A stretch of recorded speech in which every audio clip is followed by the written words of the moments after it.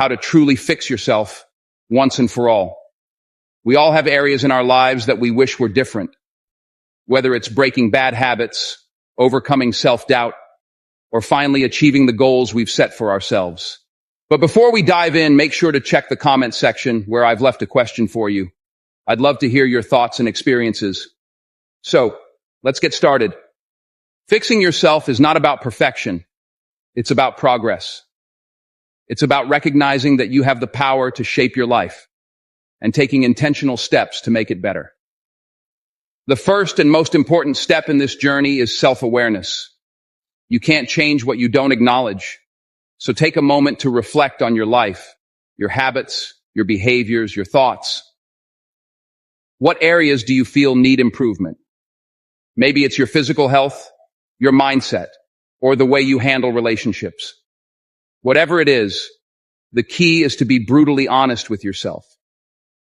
It can be difficult to face your flaws, but remember, self-awareness is the foundation upon which all personal growth is built.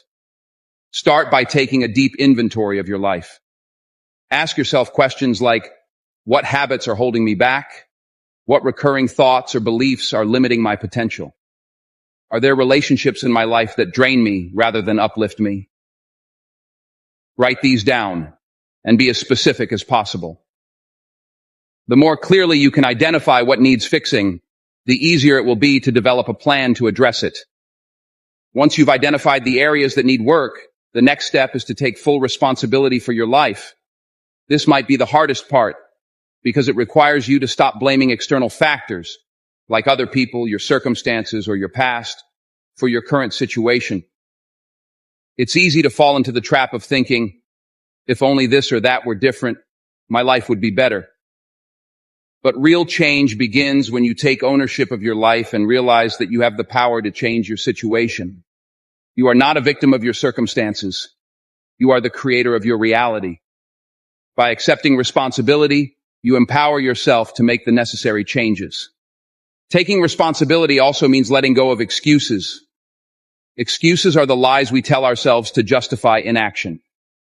Whether it's, I don't have time, I'm too tired, or I'll start tomorrow, these excuses keep us stuck in the same place. The truth is, if something is important to you, you'll find a way to make it happen. So commit to being honest with yourself and recognize when you're making excuses. Challenge them and ask yourself, is this really true? Or am I just avoiding something difficult? Now that you've taken responsibility, it's time to set clear, actionable goals. Knowing what you want to fix is one thing, but having a concrete plan in place is another. Start by setting specific, measurable, and achievable goals. Avoid vague goals like, I want to be healthier, or I want to be happier. Instead, break them down into smaller, actionable steps that you can tackle one at a time.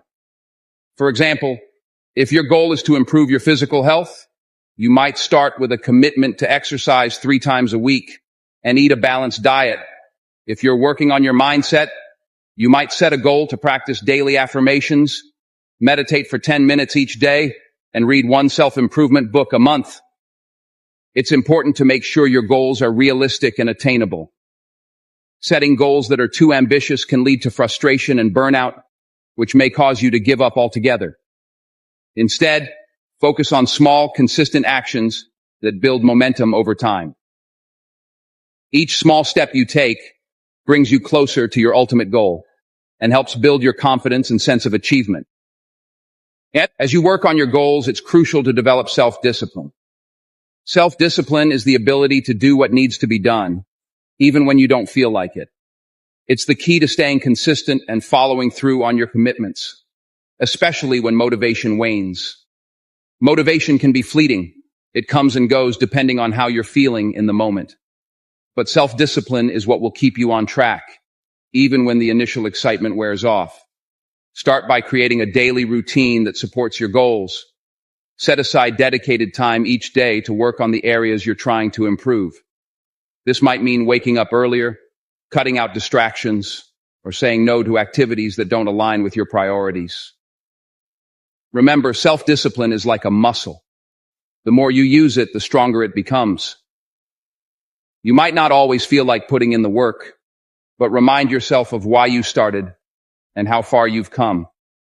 Each time you push through the resistance, you're building your self-discipline and making it easier to stay on track in the future. Another crucial aspect of fixing yourself is building resilience. Life is full of challenges and setbacks, and it's easy to get discouraged when things don't go as planned. But resilience is what will keep you moving forward, even in the face of adversity. Resilience is not about avoiding difficulties, but rather about facing them head on and bouncing back stronger. When you encounter obstacles, don't give up. Instead, view them as opportunities to learn and grow. Reflect on what went wrong, adjust your approach, and keep going.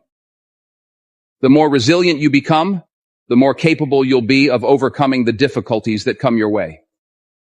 Developing resilience also involves changing the way you perceive failure. Instead of seeing failure as a dead end, view it as a stepping stone on the path to success.